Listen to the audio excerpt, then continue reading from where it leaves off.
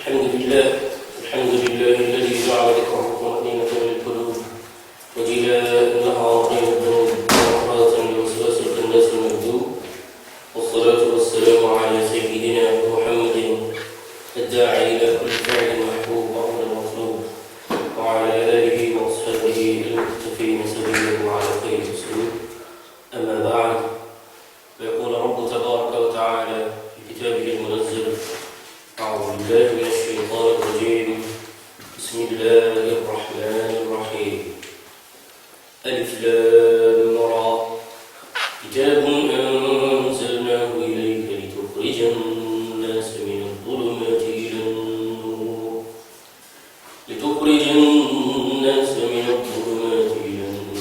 بإذن ربهم إلى صراط العزيز الحميد. ألف لام را.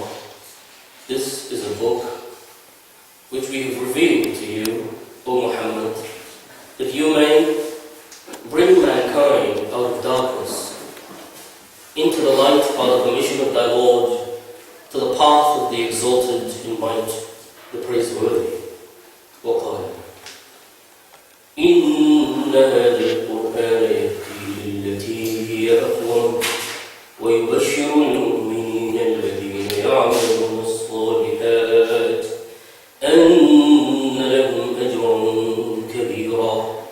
Indeed, this Qur'an guides to that which is most suitable and gives glad tidings to the believers who do righteous deeds, that they will have an abundant reward.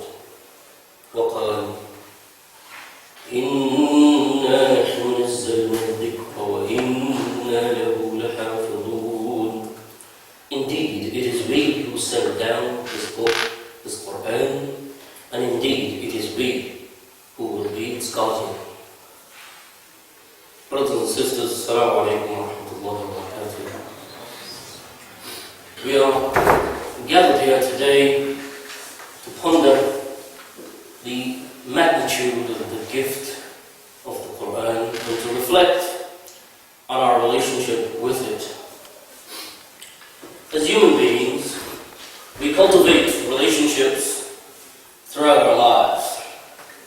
From the day we are born to the day we will die, we are surrounded by multiple forms of relationships. Some are formal, some are informal, some are necessary, while others are casual. We have relationships with our friends, relationships with our colleagues, relationships with our neighbors, and relationships even with our pets. But why is there a need to have a relationship with a book that is 1400 years old, and for many of us, a book in a foreign language? Now, of all relationships, the relationship between parents and children are most profound. Although sometimes complicated, as parents or teenagers will tell you, the bond between parents and children are the most enduring of relationships. As infants, once a baby recognizes who is its mother, through skin-to-skin contact and through feeling that sense of comfort, a strong bond of extraordinary relationship develops. A bond develops in that relationship that lasts a lifetime. The earlier the bond is made, contact and that bond is formed, the stronger the relationship and the more durable it is between mother and child, or indeed father and child. When the baby touches the mother, it recognizes her. This is my mommy. Because buried deep in the early memories of the child are rhythms of sound from the pulsating heartbeat of the mother that is recognized by the baby even in the midst of its crying. This recognition creates a powerful synchrony, a synchrony of need and care between mother and child, where even the temperature of the chest of the mother rises above the temperature of other parts of her body to provide comfort to the child. The cries of the baby stimulates production of nourishing milk. In this state of comfort,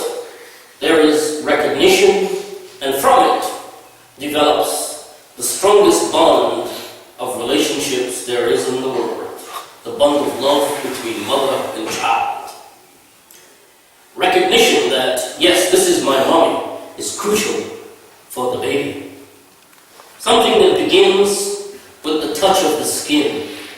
If the baby is deprived of this direct contact in the crucial moments, it is likely to have feeding problems. And where the parents may cater for all the needs of the child, they may protect the baby, clean the baby, washing, clothing, and everything else. But when it comes to deriving nourishment and feeding, the baby has a role of its own to play. And that role hinges upon touch and recognition. The baby has to recognize its mother as the source of its nourishment. If not, a problem develops. And then the only solution is, as we know, formula. It's inadequate alternatives that can leave the child's immune system woefully ill-prepared and defenseless against a host of attacks from pathogens and viruses and infection. Now, in the memory of our souls, in the memory of the souls of every human being, there is a record. A record of the speech of our Creator, imprinted upon us from the inception of our creation. When Allah created our father Adam alayhi salam, the source of all human beings, Adam is the source of all human beings, male and female. Allah spoke to us. We had a conversation with our Creator. We were made to attend a grand gathering, a large primordial event before we were born here on earth. All the descendants of Adam alayhi salam were brought to that event.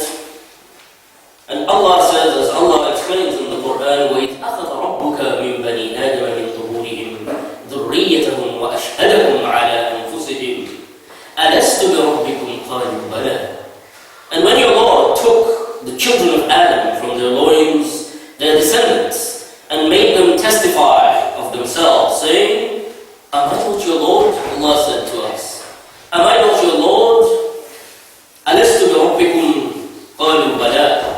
And they said, Yes, we have testified you are indeed our Lord. In that conversation, we took an oath. We took an oath not to worship anyone but Allah. It is from that primordial oath, buried deep into the soul of every human being, that we feel the urge to seek and recognize our Creator. In the deepest recesses of our soul, there is a longing, there is a yearning to find and recognize the one who created us. This thirst is a need for closeness to our Creator, for nearness to our Sustainer. The need to know Allah is embedded into the very essence of our existence, into the depths of our souls.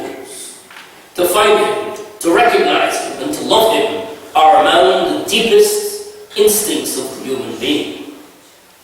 We have a natural yearning to experience His presence and to be confronted by Him. Where is my Creator? Where is my Allah? Where is my Sustainer? Where is the one who created me? These are the questions that roam the labyrinths of our consciousness. And the answer to this yearning, the reply to this question, the response to this call of our soul begins with our encounter with His book, which is the words of our Creator. With it, He provides comfort to our restless souls and our restless hearts. Through the words of the Qur'an, Allah satisfies, or begins to satisfy, the yearning of our souls. Allah says in the Qur'an, الله نزل أحسن الحديث كتابا متشابها مثانية تقشعر منه جلود الذين يخشون ربهم ثم تلين جلودهم وقلوبهم إلى ذكر الله ذلك هدى الله يهدي به من يشاء ومن يضلل الله فما له من هاد.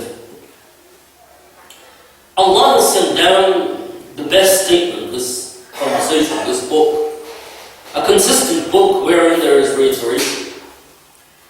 The skin shivers therefrom of those who fear Allah.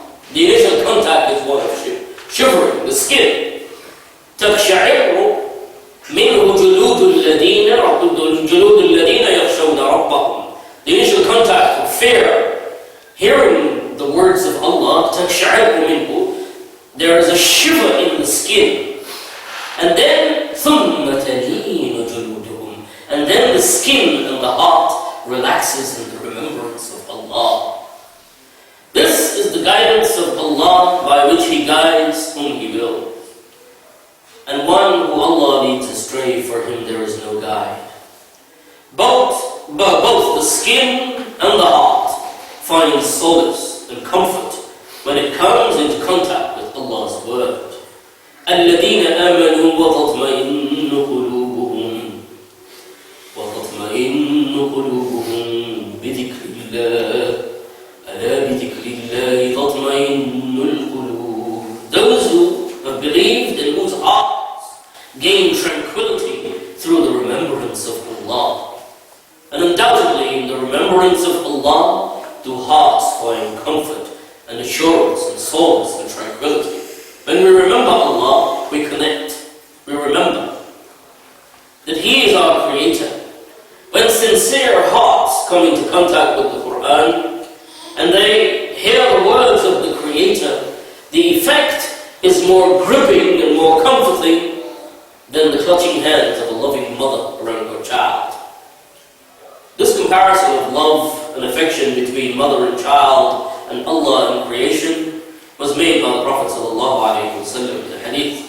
Once in the aftermath of battle, Umar ibn Khattab radiallahu anhu قال قدم على النبي صلى الله عليه وسلم سبي فإذا امرأة من السبي تسعى. In the aftermath of battle, captives were taken and people were running helter-skelter, and a woman was seen running from place to place, and she found the child. فإذا وجدت صبيا, she found a child, and she grabbed him. أخذته فلصقته ببطنها. She grabbed him and held him close to her chest. وَرْضَعَتْهُ, and then she fed him. Seeing this show of affection and compassion, Rasulullah sallallahu alayhi wa sallam pointed to her and said to the Sahaba, he said, أَتَرَوْنَ هَذِهِ طَارِحَةً وَلَدَهَا فِي النَّارِ. Do you think that this woman would throw her baby into fire? Would she? And they said, no, Allah, no. If she's able not to, she would never do that. And then in response, Rasulullah sallallahu alayhi wa sallam said, Allahu arhamu bi'ibadihi min hadihi biwaladiha. That Allah is more affectionate, He's more compassionate, He's more loving, and He's more caring for His creation, for His servants, for His slaves, for you. He's more caring and more affectionate and more compassionate than this woman could ever be for her own child. When believing hearts come into contact with the Qur'an and they hear the words of their Creator, the effect is more riveting and more loving than the clutching hands of a mother. For when a heart is arrested by this recognition of its Creator and begins to pulsate with the words of Allah, the heart comes alive with the remembrance. This is the words of my Creator. This is the words of my Allah. This is Allah's words. Contact with the Qur'an has a life-transforming effect. When unobstructed contact is established, the heart springs to life in remembrance of its Creator. The Creator that it knows instinctively that this is my nourisher, my sustainer. This transforming power of the Qur'an was seen in the lives of the companions of the Prophet ﷺ. And it was also seen in the lives of those who followed in their footsteps throughout history and into our time. And it will remain so until the last day. Nations have been transformed, one after the other. Wherever this Qur'an went, they have been transformed. Now there are many examples in our history that demonstrates the power of this contact with the words of Allah. But there's one extraordinary story, we will suffice with that in the interest of time. The extraordinary story of Umar ibn al-Khattab, which is well known. This is Umar, the companion of the Prophet ﷺ, was on his way to kill the Prophet ﷺ. Yes, he was. He had set out to go and kill the Prophet ﷺ. And on the way he met someone and they said, you should put your house in order because your sister, Fatima bint al-Khattab, and her husband are followers of Muhammad ﷺ. They are following this man who you are going to kill. So put your house in order first. So in a fit of rage, he barged into the sister's house and started hitting her. But then once she had managed to calm him down, she got him to read a few verses after some persuasion. He said, what is it you are hiding? And he took it out. And she said, well, you have to wash yourself, you have to clean. And then he agreed and he was allowed to read. And he read verses of the Qur'an.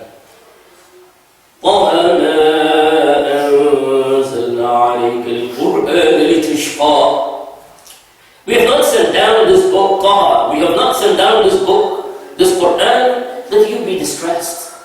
We did not send it to put you into distress. It is only a reminder for those who fear Allah, who has this yearning, who fear Allah. تنزيلا ممن خلق الأرض والسماوات العلى. A revelation from He who created the earth and the heaven and the highest heavens. الرحمن على العرش استوى. The most merciful, Allah, the most compassionate, who is above his throne established. له ما في السماوات وما في الأرض وما بينهما وما تحت الثرى. To Him belongs what is in the heavens and what is on earth, and what is between them and what is under the soil. وَإِن تَجْهَرْ بِالْقَوْلِ فَإِنَّهُ يَعْلَمُ السِّرَّ وَأَخْفَاكَ. And if you speak aloud, then indeed He knows the secret. And what is even more hidden, He knows. Allahu la ilaha illahu. There is no deity, there is no God except Allah. Lahul asma'ul husna. And to Him belong the most beautiful names. Upon hearing these verses, Umar radiallahu anhu's heart came to life with the light of the divine guidance. And he said to his sister, take me to Muhammad sallallahu alayhi wa sallam. I want to be a Muslim. I want to be guided by the person upon whom this book was revealed. Consider, from a person who in darkness was on his way to kill the Prophet sallallahu alayhi wa sallam, to a life so illustrious, so magnificent as Umar radiallahu anhu's life, that the Sahaba, that Rasulullah sallallahu alayhi wa sallam himself says about Umar, he says, لو كان بعدي نبيا لكان عمر. لو كان بعدي نبيا لكان عمر. That if there were to be a prophet after me, it would be Umar, a prophet. This is the power. This is the transforming power and the effect of the words of Allah. كتاب أنزلناه لتخرج الناس من الظلمات إلى النور. This book which He revealed to the Prophet sallallahu alayhi wa sallam, to Muhammad, so that you take people out of darkness into light. Where there is no established contact with the Qur'an in our hearts, then we are likely to be lost, like lost children roaming the darkness of a ruined dwelling. Without contact with the Qur'an, we are left vulnerable to all sorts of viruses and earworms of shaitan and his helpers. Rasulullah sallallahu alayhi wa sallam said, إِنَّ الَّذِي لَيْسَ فِي جَوْفِهِ أَوْ قَلْبِهِ شَيْءٌ مِنَ الْقُرْآنِ كَالْبَيْتِ الْخَرِبِ. He in whose heart there is nothing of the Qur'an is like that of a deserted house, a ruined house. And another hadith we're told, مثل البيت الذي يذكر الله فيه ومثل البيت الذي لا يذكر الله فيه كمثل الحي والميت. The difference between a house in which Allah is remembered and a house difference between the living and the dead. Umar radiallahu anhu, his heart came to life with the Qur'an before he met Rasulullah sallallahu alayhi wa sallam. And this is a source of comfort for us, is that we will not meet Rasulullah sallallahu alayhi wa sallam, but we have Allah's words with us. And we have access to that word. We have access to Kalamullah. He did not meet Rasulullah sallallahu alayhi wa sallam, but he was exposed to the Qur'an. It is the same Qur'an we have before us today. So, why is it that we read the Qur'an and nothing seems to happen in our hearts? For this, we have to look at the obstacles that are erected upon our heart, or the crustaceans that develop. Rasulullah sallallahu alayhi wa sallam said, إِنَّ الْقُلُوبَ لَتَصْدَعْ كَمَا تَصْدَعُ الْحَدِيدِ. That the heart rusts like the rusting of iron. And he was asked, what is it? وَمَا جِلَاؤُهَا, what is the cleansing of it? تِلَاوَةُ الْقُرْآنِ وَذِكْرِ اللَّهِ وَذِكْرِ الْمَوْتِ. He said that the Qur'an, تِلَاوَةُ الْقُرْآن, reciting of the Qur'an, and the remembrance of death. Now for contact and recognition to be established in our heart, there must be no barriers, no obstruction. As researchers will tell you, and in reference to my earlier example, the contact between mother and baby in the first moments, the contact between mother and baby in the first moments must be without barrier, not in wrapped towels nor placed on blankets. For contact and recognition and bonding, the baby must be placed directly on the mother's chest, without any barriers. And this is what is referred to in the infancy literature as skin-to-skin contact. And what it means is unobstructed contact. When barriers are placed between mother and child, the recognition becomes difficult. Now, the barriers that prevent our hearts from recognizing Allah and from deriving nourishment and life from the Qur'an are many. But there are three main ones. The first and foremost of those barriers is the love of the dunya and lack of belief in the akhirah. Love of this world, fascination and attachment to this world, and lack of belief in the akhirah, in the life hereafter. If we harbor doubts in our mind about the life hereafter, then these doubts will stifle and suppress our instincts to recognize the words of Allah as the words of the one who created us, and as the one who spoke to us in that primordial event. That event is significant in many ways. All the relationships that we have are linked to that event. The people we met are the people who we met there.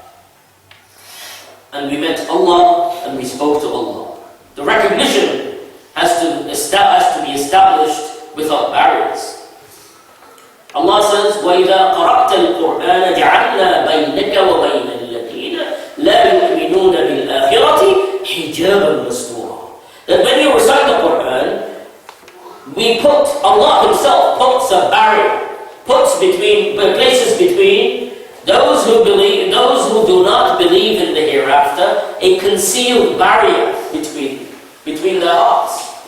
There is a barrier placed on account of not having full belief in life hereafter. Belief in life, in the life hereafter, belief in life after death, is a prerequisite for benefiting from the Qur'an. If this is not there, then it will be a barrier. Now, what does belief in the hereafter means? Is it hedging our bets, like some of us do? We say, oh well, if it all turns out to be true, then I've made some effort, so I'll probably be okay. And if it's all hocus pocus, then I have nothing to lose. This is not belief in the akhirah. This is playing games with Allah. The companions of the Prophet ﷺ used to say that if Jannah and Jahannam, if heaven and hell were to appear before us now, today, it will not increase our iman in the slightest. It will not increase our belief. For them, the clarity and their certainty in the existence of the world, of that world, was equal to their clarity and their certainty in the existence of this world, the world in which they lived. It was as real for them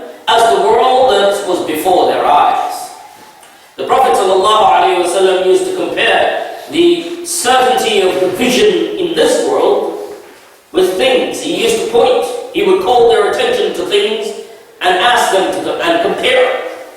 For the moon in the sky, for example, he would say, إِنَّكُمْ سَتَرَوْنَ رَبَّكُمْ عَيَانًا كَمَا تَرَوْنَ هَذَا وَلَا تُضَامُّونَ فِي رُؤْيَتِهِ. That you will see your Lord in full vision, in full sight. You will see Allah in full vision and full sight as you see this moon, and you will have no doubt in seeing Him. It was this firm belief in hereafter that led them to devote their entire lives to preparing for it. Belief in questions of the grave, questioning of the grave, in the grave. Belief in the grand rising from the grave. Belief in the day of judgment. Belief in the record, the book of deeds. Belief in heaven and hell. All of these are composite parts of belief in the hereafter. Failure to believe as we should in the hereafter is linked to our excessive attachment to this world, our love for this world, as Rasulullah said, حُبُّ الدُّنْيَا رَأْسُ كُلِّ خَطِيئَةٍ. Love of this world is the source of all mistakes. وَمَنْ كَانَ يُرِيدُ حَرْثَ الْآخِرَةِ نَزِدْ لَهُ. That whoever wants the harvest of that world, we will increase it for him. وَمَنْ كَانَ يُرِيدُ حَرْثَ الدُّنْيَا نُؤْتِهِ مِنْهَا. But who abandons their search for harvest in that world and focuses purely on harvesting for this world, then نُؤْتِهِ مِنْهَا. Then we will give it to him. Allah subhanahu wa ta'ala will give it to you. وَمَا لَهُ فِي الْآخِرَةِ مِنْ نَصِيبٍ. But there will be nothing for you waiting in the akhirah. So this is a restructuring that needs to take place. We need to reaffirm in our hearts our belief to the level of certainty with which we have in the world we live in today. The second barrier to benefiting from the Qur'an is pride. Pride. Allah says in the Qur'an, سأصرف عن آياتي الذين يتكبرون في الأرض بغير الحق. That I will turn away my signs, my ayat, my verses and my signs from those who are arrogant in the world without right to be so. And in another verse he says, وَيْلٌ لِكُلِّ أَفَّاكٍ أَثِيمٍ يَسْمَعُ آيَاتِ اللَّهِ تُتْلَى عَلَيْهِ ثُمَّ يُصِرُّ مُسْتَكْبِرًا كَأَن لَّمْ يَسْمَعْهَا فَبَشِّرْهُ بِعَذَابٍ أَلِيمٍ. Woe to every sinful lad who hears the verses of Allah recited to him and persists arrogantly in pride as if he has not heard them. So give tidings to him of a painful punishment. Pride, which is a false sense of dignity and conceit, which prevents us from following the teachings of the Qur'an. This false sense of dignity and pride that prevents us from following the Prophet ﷺ. Smugness in our own self-importance. Arrogance in our mental capacities, that we know it all. We are able to distinguish and to decide our choices of life, choices in life for ourselves. And arrogance and smugness also towards, particularly towards people who try to follow the sunnah of Rasulullah ﷺ, who said, لا يدخل الجنة من كان في قلبه مثقال ذرة من كبر. That the person, the one in whose heart there is even an atom's weight of pride, shall not enter paradise. May Allah protect us from this. And then the third barrier is what is called in Arabic al-mujadala, which is disputation. Allah says, إِنَّ الَّذِينَ يُجَادِلُونَ فِي آيَاتِ اللَّهِ بِغَيْرِ سُلْطَانٍ أَتَاهُمْ إِنْ فِي صُدُورِهِمْ إِلَّا كِبْرٌ وَمَا هُمْ بِبَالِغِيهِ فَاسْتَعِذْ بِاللَّهِ إِنَّهُ هُوَ السَّمِيعُ الْعَلِيمُ. Indeed, those who dispute concerning the verses of Allah without any authority come to them, there is not within their breast except pride, which they cannot reach. That the heart is so filled with pride that it causes them to dispute everything. Everything becomes a source of disputation and argument. That arguing and disputing about the verses of the Qur'an with a motive, not of understanding and of gaining guidance, but of escaping practice. Delving into the areas of knowledge completely beyond our capacities. simply because wrangling and sophistry has become our habit. We have become habitualized towards raising doubt and suspicion towards everything in the world we live today. We are taught to question everything and to raise doubt and suspicion and wrangling over it. And when we do this with the Qur'an, it becomes a barrier to our benefiting from it. يُضِلُّ بِهِ كَثِيرًا وَيَهْدِي بِهِ كَثِيرًا وَمَا يُضِلُّ بِهِ إِلَّا الْفَاسِقِينَ. He misleads many by it, and many he guides by it. And only those are misguided who are defiantly disobedient. We may read the Qur'an and then be misguided by the Qur'an because we have approached it from a perspective, we have approached it from a position of pride, that we will decide what is to be guided. We will take what we want and leave what we want. Now these are the three barriers, as our teacher Shaykh Hassan called مَوَانِعُ الْإِسْتِفَادَةِ مِنَ الْقُرْآنِ الْكَرِيمِ, which is the impediments on the way to profiting from the Qur'an. There are of course other barriers, but these are the three big ones that we need to avoid if we are indeed keen to make contact with the words of Allah as we should, so that that primordial yearning and the call in our souls is answered in the discovery of the words of Allah, in the discovery of the words of Allah, so that our skins may shiver in fear and our hearts may beckon in the recognition of our Creator. To connect with the Qur'an and benefit from it, we need to value it. In fact, we need to restructure our entire sense of value so that the Qur'an is placed in its rightful position in our hearts. Instead of seeing the Qur'an as a book on the shelf among other books, we need to ponder on the unique status of this book among all other things in the world. I repeat this. We need to ponder the unique status of this book, the Qur'an, among all other things in the world. The difference between the Qur'an and other sources of knowledge is like the difference between Allah. In hadith we are told, فضل كلام الله على سائر الكلام كفضل الله على خلقه.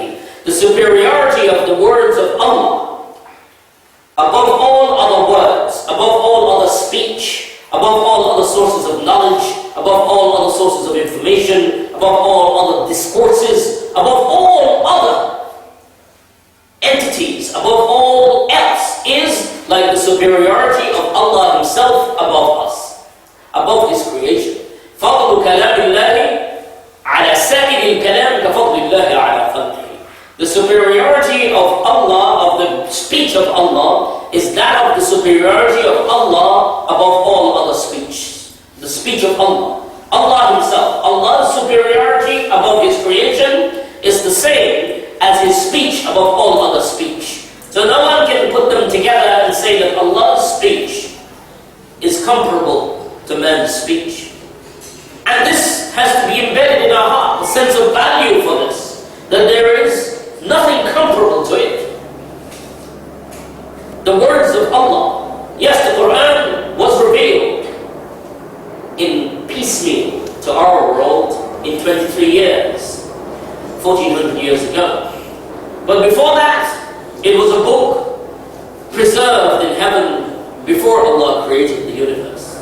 In hadith we are told, عن أبي هريرة إن الله عز وجل قرأ طه وياسين قبل أن يخلق الخلق بألف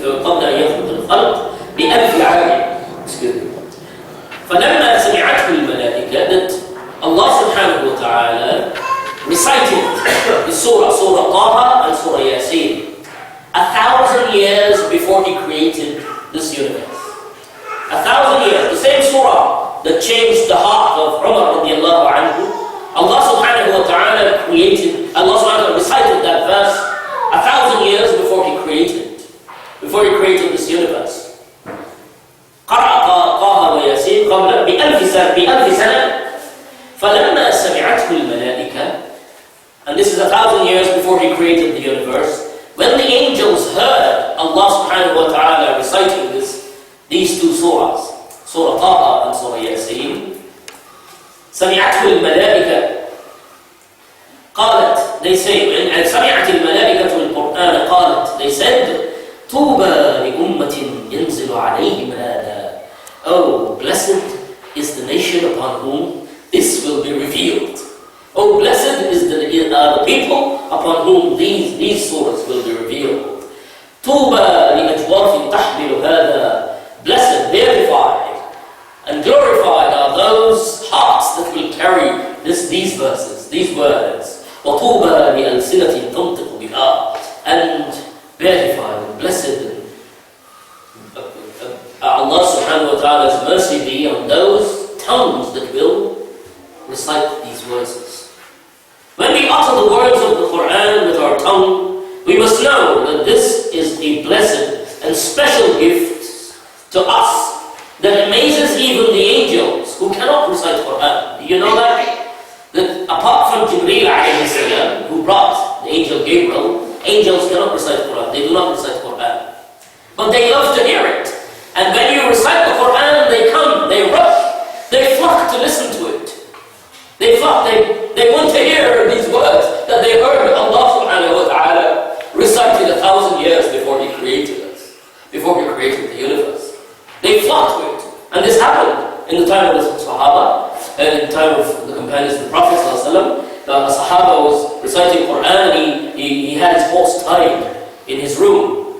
And he started reciting, and then the horse jumped, and his children were asleep. And he wanted to know what had happened, and he noticed something, and he stopped. And then the horse was calmed down. And then he ran again, and the horse started to jump away, pull on the rope. And he was afraid that the horse might trample his children, so he stopped. And then he noticed that a whole hood of lights going upwards.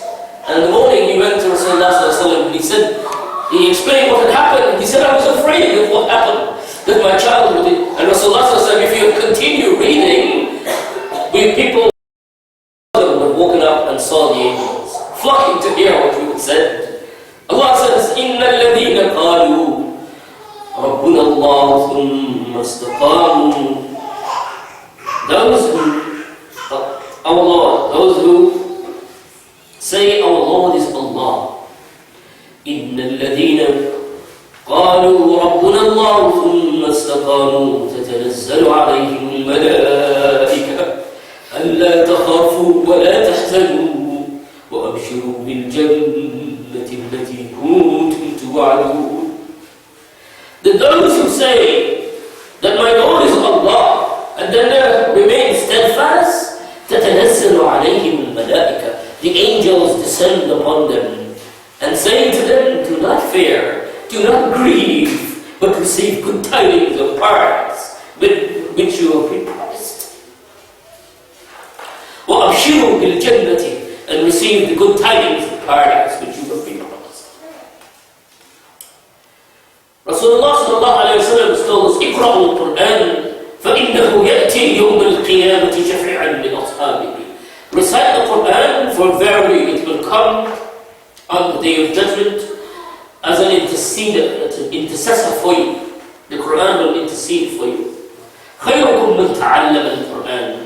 The best among you are those who learn the Qur'an وعلمه, and those who teach the Qur'an. أهل القرآن هم أهل الله. The people of Qur'an are the people of Allah. وخاصته, and they are His special people. أهل القرآن. Part of valuing the Qur'an is to approach the Qur'an with the correct etiquette, the correct adab. We should have the reverence in our heart that this is the words of my Allah. This is the words of the one who created me. So the adab we should have with this is that we are able to prohibit that which the Qur'an has prohibited, and avoid that which the Qur'an is avoided, and do that which the Qur'an has done.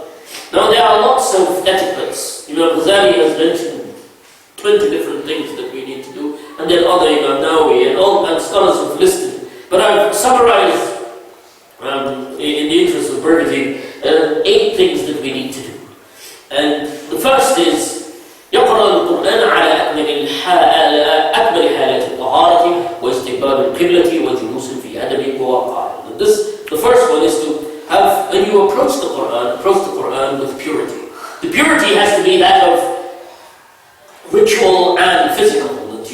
where the place where you sit,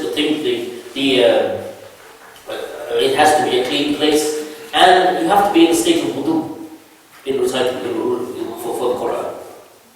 And istiqbal al-qibla, facing the qibla, facing the place where we worship. That's one of through that it benefits us to face the qibla. For through that, in that direction, as Allah said, by His mercies pour.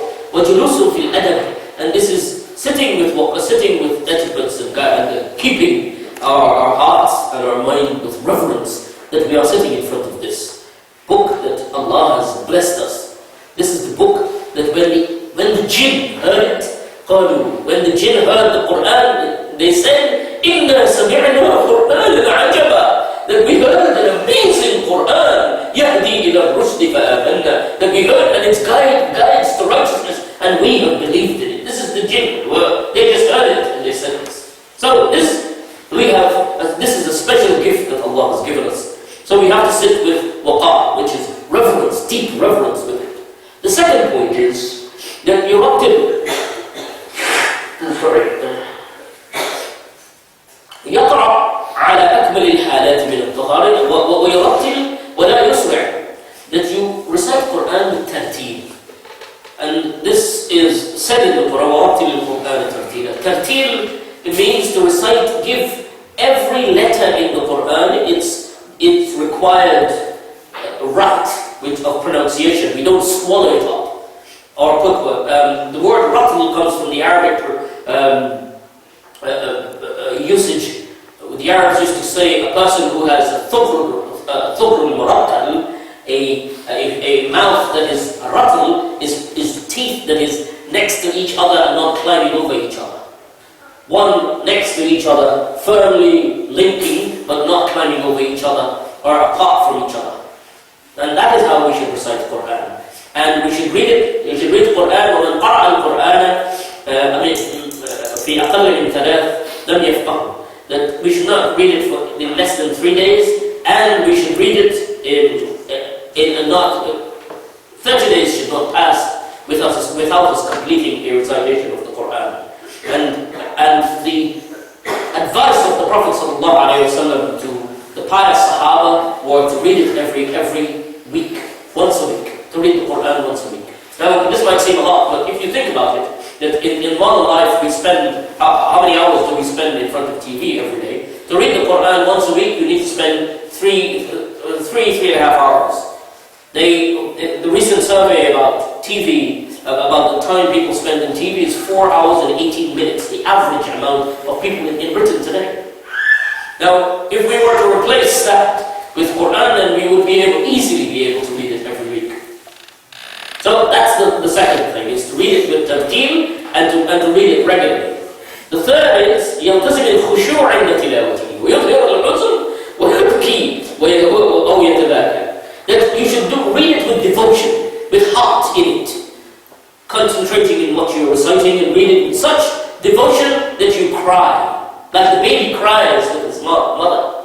The cries of the baby stimulates the nourishment of food for the baby. The cry of the slave stimulates the rahmah of Allah, the mercy of Allah. So you should cry. Rasulullah said, "Uqra'u al-Qur'an wabku." Read the Qur'an and cry. فَإِن لَمْ تَبْكُوا فَتَبَاكُوا. And if you are not crying, then make yourself cry. Learn to cry. So that's the third. Number 4 is وَيُحْسِنِ الصَّوْتُ بِقَوْلِهِ صلى الله عليه وسلم زَيِّنُوا الْقُرْآنَ بِأَصْوَاتِكُمْ. And beautify the recitation of Allah's words with your mouth, with your sounds, with your voice. Beautify Allah's Qur'an with your voice. ليس منا من لم يتغنى بالقرآن. That and not among us are those who do not beautify the Qur'an with their voices. Number 5, أن يسروا تلاوته إن خشي على نفسه. That this one is that you should recite quietly if you fear for yourself that you may end up committing shirk, the small shirk. What is the small shirk? The small shirk is the one of show. Reading Qur'an to show off, to show people, oh, my voice is is so good, and I can read so nice.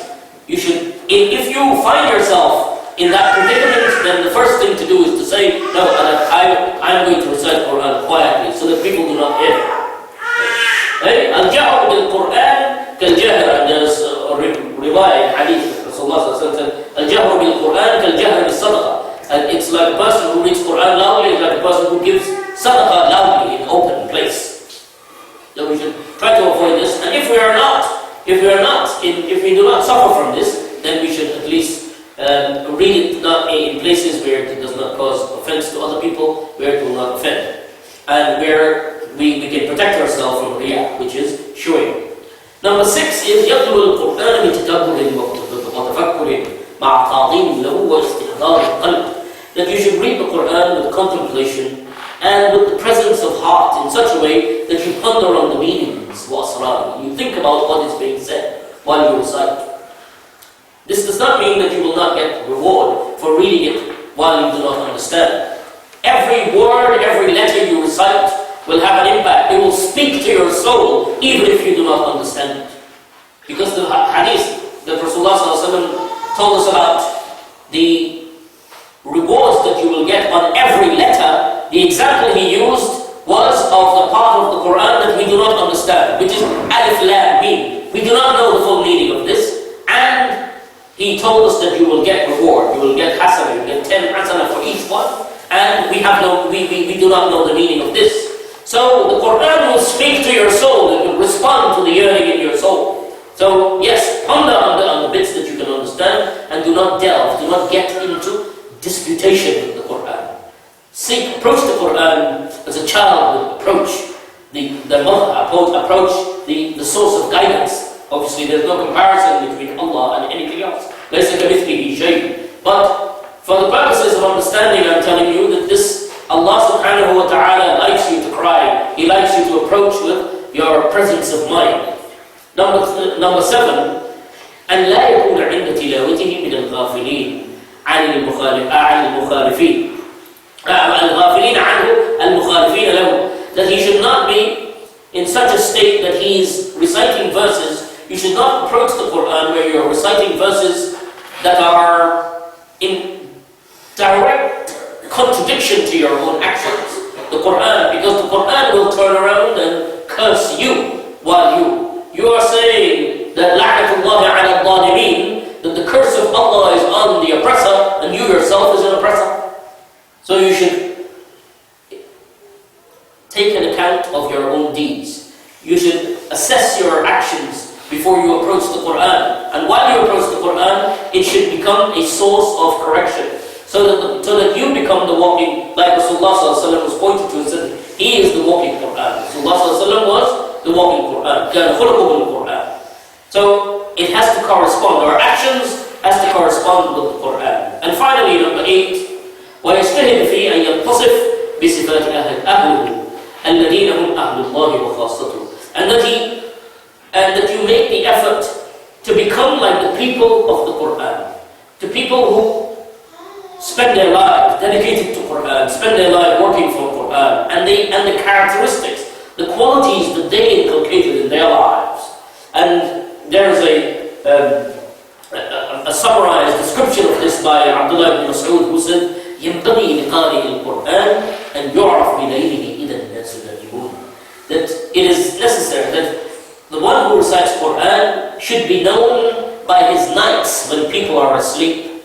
The one who recites Qur'an should be known وَبِنَهَارِهِ إِذَا النَّاسُ مُفْرِطُونَ.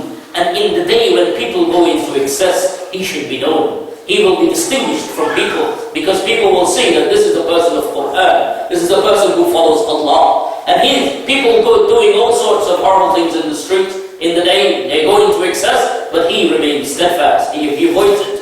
وَبِبُكَائِهِ إِذَا النَّاسِ إِذَا النَّاسُ يَضْحَكُونَ. And with his crying when people are laughing. وَبِوَرْعِهِ إِذَا النَّاسُ يَخْرُجُونَ.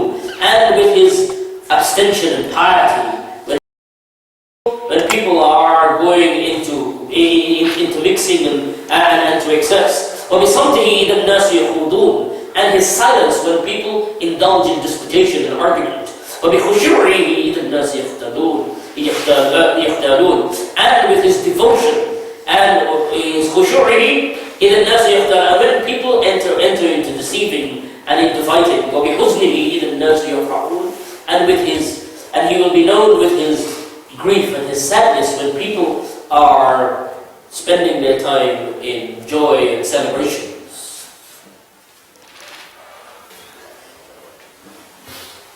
These were the adab that I wanted to. How much time we have? 5 minutes. Okay. Now, we're living in days of storms, both metaphorically and literally. We're living in days where the experts have renamed global warming as global warming. We're having floods in the middle of droughts, and the world is in a state of chaos, both metaphorically and our financial systems, and everything is. In days of uncertainty, everybody is looking for something to hold on to, something solid and stable. Stability and certainty is one of the natural instincts of the human being, to search it out and stick to it. Now, the largest thing that you will see in the world, that you will perceive as a human being, is a mountain. A mountain is the largest thing you will perceive. And as human, the moon is larger than us, but larger than the mountain, but because it's so far away, we don't perceive its magnitude. But mountains are the largest thing that a human being will ever perceive. Allah subhanahu wa ta'ala has given us a comparison of the Qur'an in relation to mountains. He said that لو أنزلنا هذا القرآن على جبل لرأيته خاشعا متصدعا من خشية الله. That were I to reveal this Qur'an onto a mountain, you would have seen it burst asunder from the fear of Allah. This is the solidity and the strength of the Qur'an. Another example used in the Qur'an is that Allah uses to give us connection to solidity and in times of storm, in times of uncertainty, something to hold on to, is that this is Hablullah al-Mateen. It is the strong and reliable rope of Allah. In a storm, you need a rope to tie you down. There is no better source of stability, no better source of security than holding on to the Qur'an. This is the first point I want to make at the end. And the second is that Allah subhanahu wa ta'ala has given us an opportunity. Ramadan is fast approaching. And Ramadan is the month of Qur'an. شهر رمضان الذي أنزل فيه القرآن. And this relates to the revealing of the Qur'an from Lawh al-Mahfuz to Bayt al-Ilm. This is something in the ayah where the Qur'an moved from one place to another, to the lower heavens, from the higher heaven to the lower heaven, where Allah, and then from there it was revealed 23 years piecemeal to the dunya. In the Qur'an, in this month that Allah will give us, the rewards for reciting Qur'an are amplified.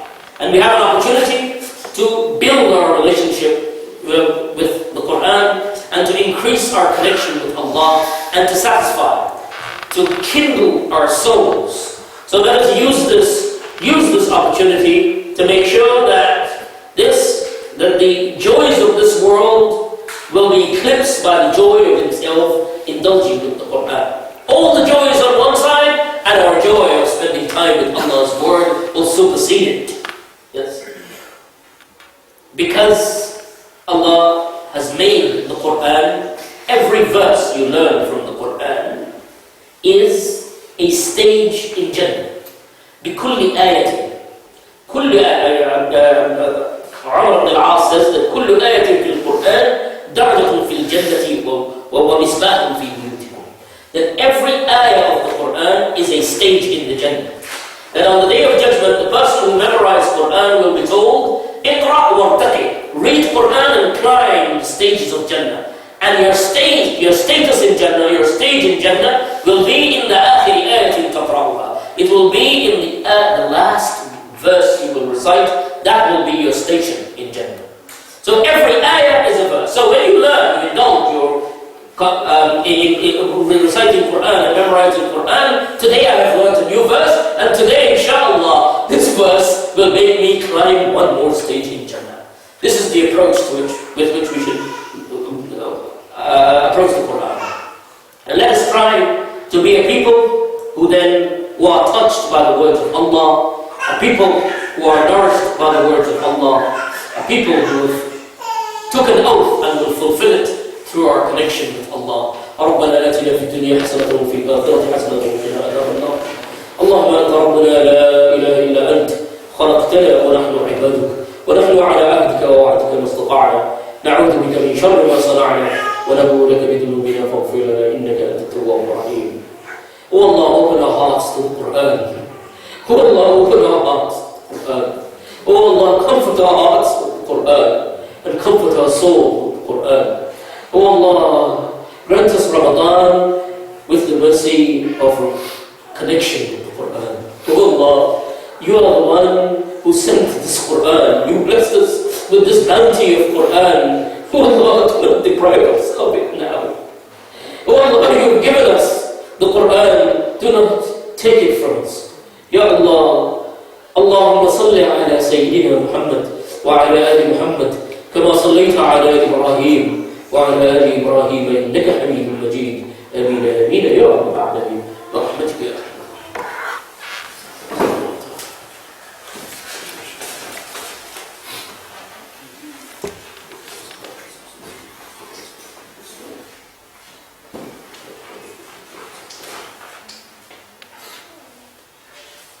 We have time.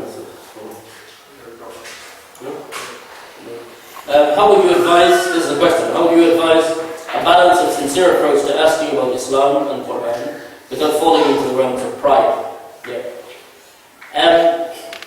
You know the truth when you see it, and this is a balance that has to occur in your heart. Asking about the Qur'an is indeed, asking knowledge, seeking knowledge is miftah, as-su'al miftah al-ilm. Question is the key to knowledge. But there are verses, there are things in the Qur'an that are clear, and there are things that are not.